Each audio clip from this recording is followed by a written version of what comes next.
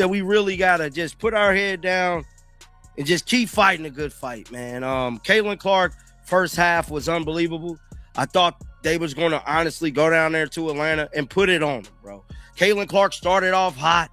I think she had 15 points and like 7 assists in the first half of this game.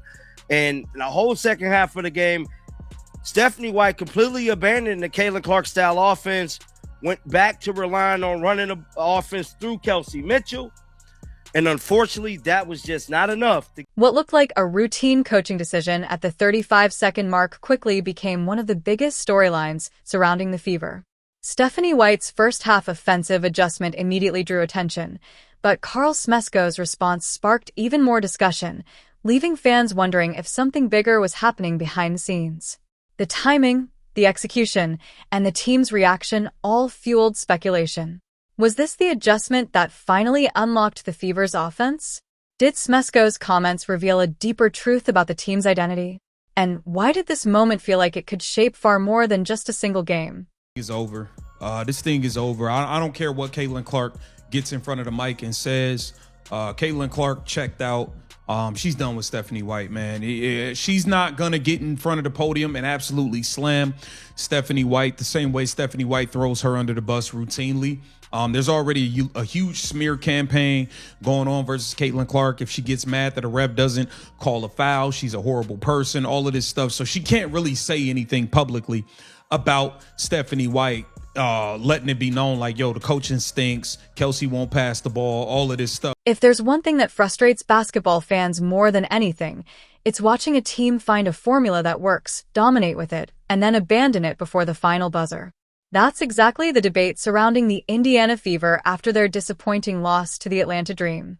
The conversation only intensified after Atlanta head coach Carl Smesko openly broke down the adjustments that shifted the momentum and ultimately changed the outcome of the game. I only think that's half the story. I mean, she played great defense. I mean, I think she's been having, an all-star level season for us. She's been great. And I just think she had a huge impact on the game today on both ends of the floor. Coach, we saw Indiana shoot 80% from the field in the first quarter. You guys scored 113 points, the most in franchise history. Whenever you see a team red hot like that to start, how do you keep your team focused just to say, hey, just keep trusting, keep trusting, keep trusting?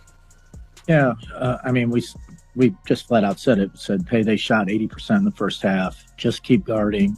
What we have to eliminate is the miscommunications because that led to wide open shots and wide open. What makes this story so compelling is that the Fever looked nearly unstoppable during stretches of the first half.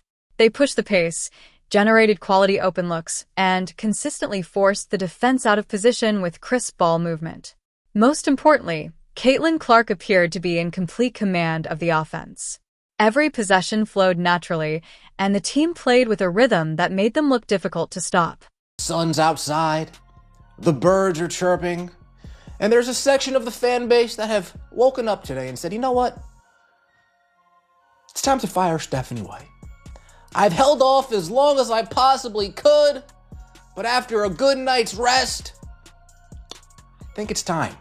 Stephanie White needs to go, and to them I say welcome. Welcome to the dark side. Welcome to the Fire Stephanie White bandwagon, the Fire Stephanie White train, the Stephanie White needs to go parade. The second half, however, told a completely different story, and that dramatic turnaround is exactly why the game continues to spark so much debate. It wasn't simply that Indiana lost. Teams lose games all the time. What made this defeat so intriguing was how quickly the momentum shifted.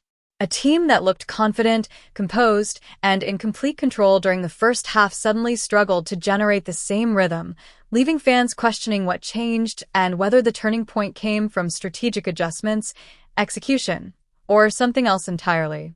Fever faced 2 consecutive losses and cannot believe that this